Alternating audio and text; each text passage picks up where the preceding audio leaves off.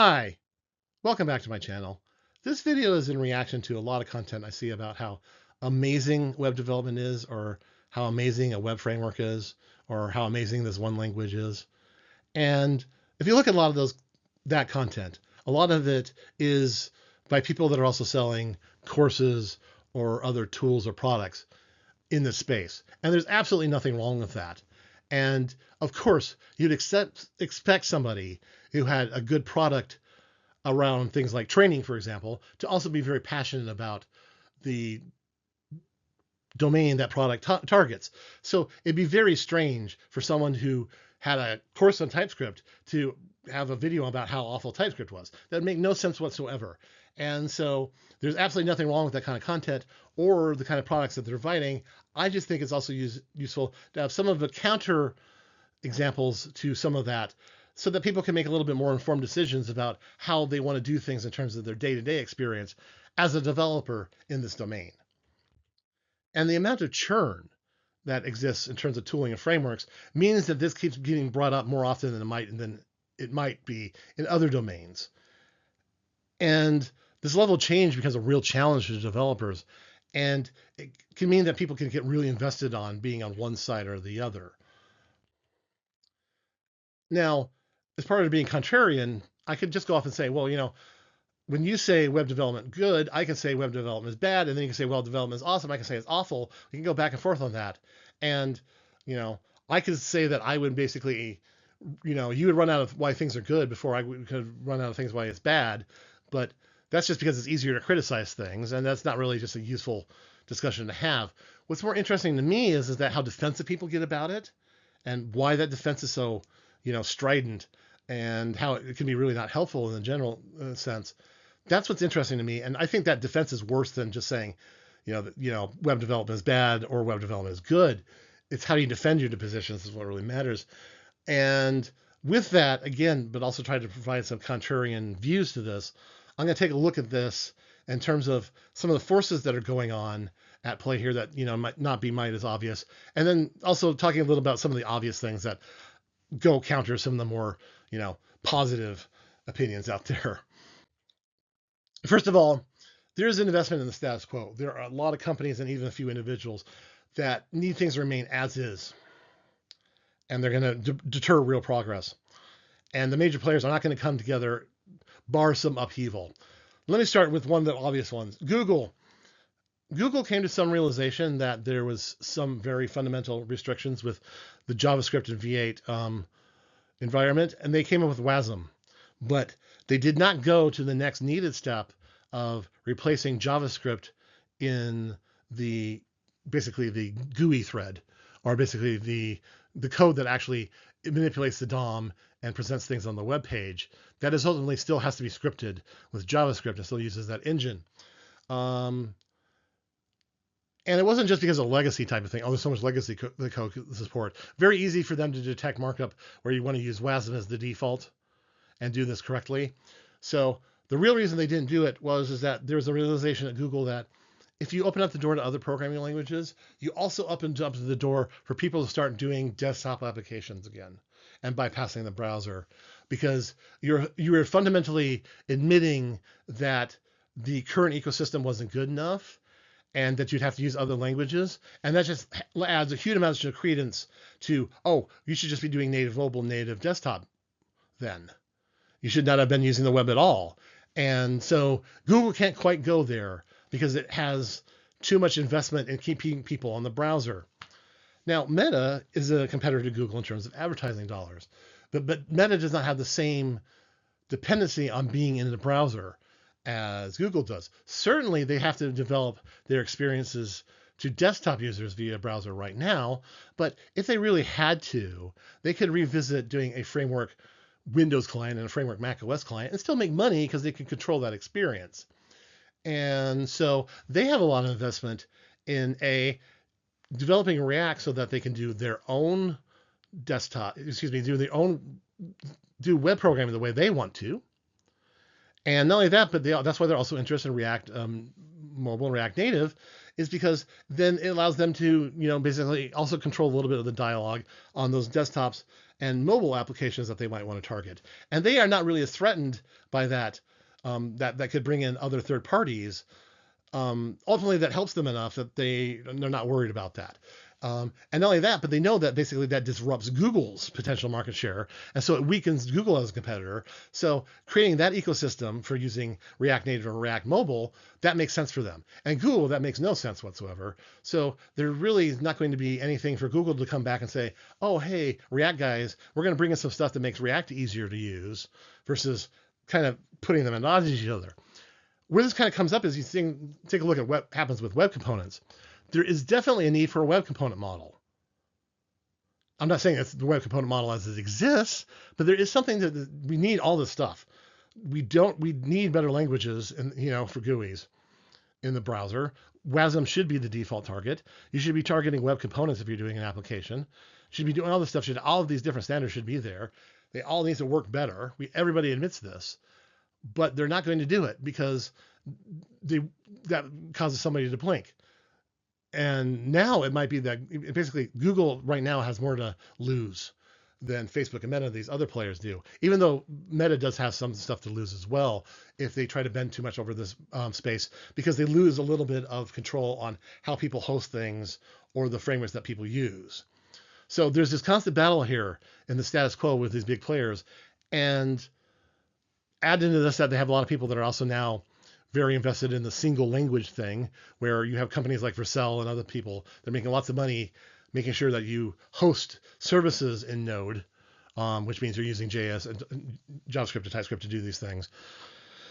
That displacing JavaScript as a language is a huge threat to everybody, even Meta. And, changing the web browser to work better with multiple languages and using WASM is just a huge threat. So it's just not going to happen until there's some fundamental disruption. And it would be interesting to see what that would be. And here's the thing. Because Google and Meta are targeting a captive audience, there is no interest whatsoever for them to make the development experience fundamentally different. There's no need for them to truly innovate or disrupt right now, versus keeping people using React or keeping people in the browser. And that means that the developer experience is little to do with the equation, because they have enough people out there that can't jump ship. So they have enough captive developers that they don't have to invest those extra dollars and time into making the experience better for everybody, versus just keeping the battle going. This has a huge impact on why web development works as it is, that has nothing to do with fundamental technologies. And I think that's what people don't really realize, is how much politics is going on here. And I'm more used to it because I worked on the UML 2.0 standard for OMG. I was HP's technical representative. And so that was an environment in which a bunch of companies came together, like they did in the Web Consortium and other consortiums, and tried to create the standard around certain types of things. And the amount of politics that goes into making sure that your company is well represented and other potential ally companies are well represented, but your potential competitors are not getting as much advantage, that was the overriding part of that equation. Getting stuff done was almost secondary to getting the political wills aligned. And the web is a perfect example of that. I have like two players going at each other, that they have this very useful stalemate that no one's really able to disrupt yet. And it'll be interesting to see that what would go on there. For example, Microsoft is happy enough with it that they haven't tried to go full at Google to say, we're so invested in Blazor and the C# ecosystem that we're going to try to force your hand on WASM so that we don't have to do what we do with scripting anymore, and so we can just use C# everywhere. They're not quite there yet. If they got to that point, maybe they would start doing that again. But you see that they're not there. So there's not, the major players are not at each other to try to get major disruption going on. And what it means is developers really suffer because of it. They don't have to fight for customers with better experiences yet.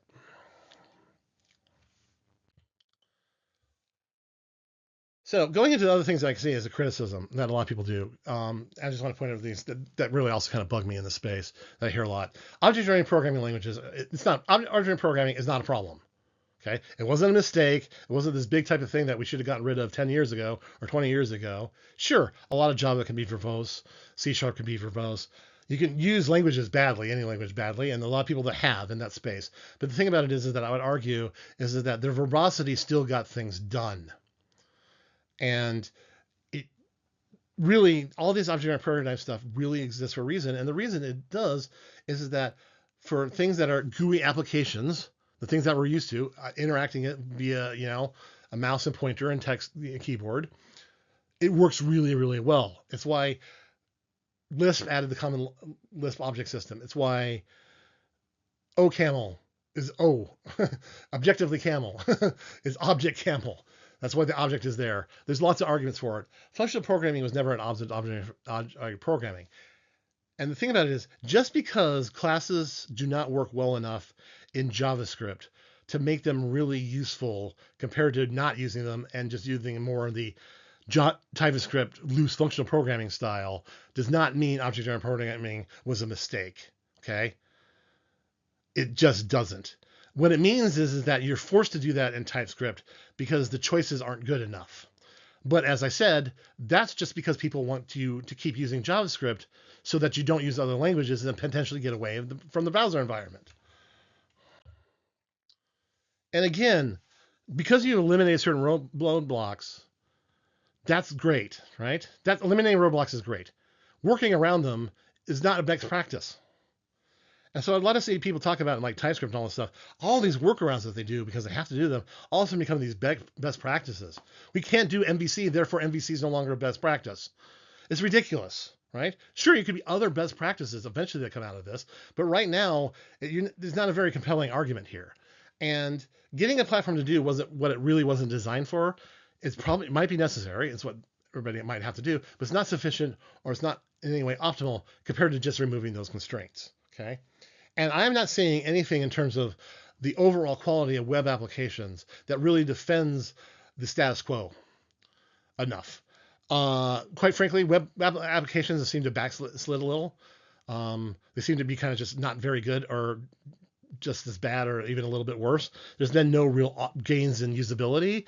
And not only that, but in terms of overall responsiveness and functionality, there's a lot of like desktop programs I've used from 10 plus years ago that I would just enjoy more. And, it's just, it's been one of those things where I've never seen something like diagramming that works nearly as well as like an old version of Visio. There's just things like that where it just has a cut up. It doesn't make any sense. This one I'm a little bit more familiar with and feel comfortable with on fundamental grounds because I know a lot about programming languages, maybe too much. But TypeScript's not a great language. I will more than acknowledge it's very popular. It's well liked. It's incredibly flexible. The problem is that it's too flexible for the vast majority of what it's used for, and it's fundamentally flawed because the language it's based on is fundamentally flawed.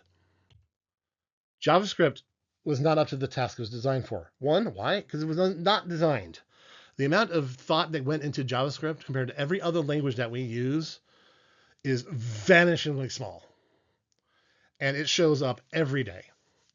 And for, I would say, almost all attempts to make it better have largely failed. The notable exception that people finally adopted was lexical scoping, and the keywords for lexical scoping are now the defaults. And the whole function of scoping finally went to the wayside. But you can see how long that took.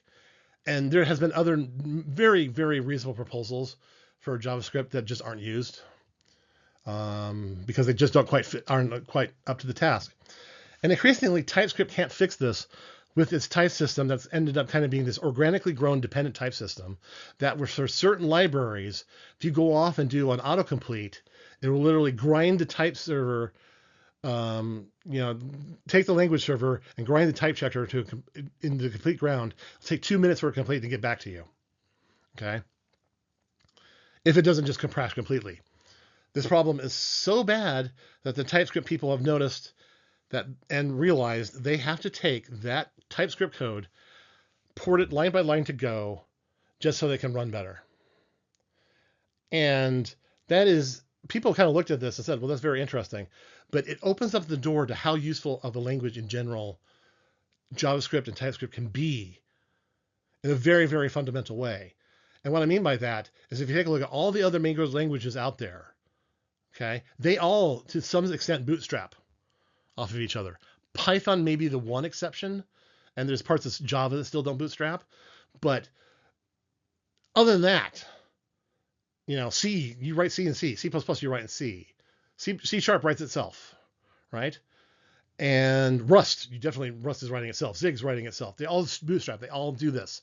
It's kind of considered a basic test of the language and how useful as a general purpose programming language it is to be able to do that. And so the fact that it failed in this regard and how it did is a big question mark for how useful it is and other types of stuff. And again, it's why WASM exists.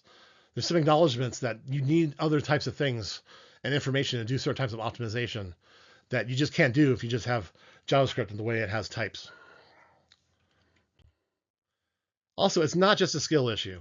If there's any one thing I want to see banned from the discussion around programming for a long time, is when someone has a legitimate question, just don't say it's a skill issue when it's really challenging the status quo and pointing out a flaw in the system and how it works. And the thing about it is that I'll be equally as strident and say, well, if you say that often, I am just going to think that you do not actually know how to do anything but program in TypeScript for whatever domain you're doing your web applications in, and the only real framework you can use is React. That if you had to do anything different, if any of those things in the equation changed, you would ultimately falter and flounder to a much larger degree than you're willing to admit. And there's way more programmers out there that do exactly that. Okay. So yeah, that you're being defensive because you're defensive about your skill set, not about some other another person's skill set. It's an obvious deflection tactic. And a lot of people, it's very clear that it's just obviously being a deflective tactic as well. A lot of this does lead to the beginning expert syndrome, I see. There's a lot of developers out there, and that are, some of them are even quite popular, that present themselves as highly experienced or even experts on things when they have remarkably little breadth or skills outside one language. And that's a big problem in the web space, because it's one of those things where you're hard pressed to talk about programming languages in general and how good they are if you don't have a lot of experience with that kind of stuff. And there's, of course, if the mass majority of stuff that you do in TypeScript is in language, you're going to think that language is great. You can't see things differently. The web version of this is very visible. There's other bad examples about this. There's kind of this saying that people kind of laugh about. It's like those who can't teach, those that can do, those that can not do, teach. But they forget that the part of that is the whole joke is that they teach poorly. And there's some maddeningly good examples about this on the web. There's an infamous video out there by some people that put together some content in terms of education. And they put this video about, how you can contribute to open source, which just has ultimately led to a maintenance nightmare in Express.js for every person that watches the video, blindly follows the instructions, and doesn't realize it creates yet another pull request that someone has to look at and close. And it's been going on for years. And because the person that was doing that content didn't realize, if I was going to do that, I need to control everything about that aspect. And they didn't even just put a dummy GitHub page up there so that they didn't rely on somebody else's GitHub page for being slammed with all these requests. Again, those who can't do teach poorly. It's just, I think on the web, because the web is more popular, to see this in a lot of cases. I think a lot of other domains, though, they're more likely to be circumscribed because, they know that there's a lot of stuff out there they don't get, and they're more willing to admit that. Okay, so now what? The only thing I take away from this now is that if you're in this spot and take a look at this, and you're in this content space, and there's a lot of people that do a good job about this, they think, but be more conscious about this. Stop making average developers feel like they're lacking in when they're rightly frustrated by things and why they do it, and they wonder why they be this way. Be honest with your own limitations and skills. Right? And stop with this being defensive and trying to build things that are better. And not only that, but realize the larger political context in which you're playing with and be aware of that, right? When you're really advocating for this thing, what side are you playing on? And is that where you really want to be? Anyway, if you made it this far, thanks for watching. Like and subscribe, and I'll see you in the next video.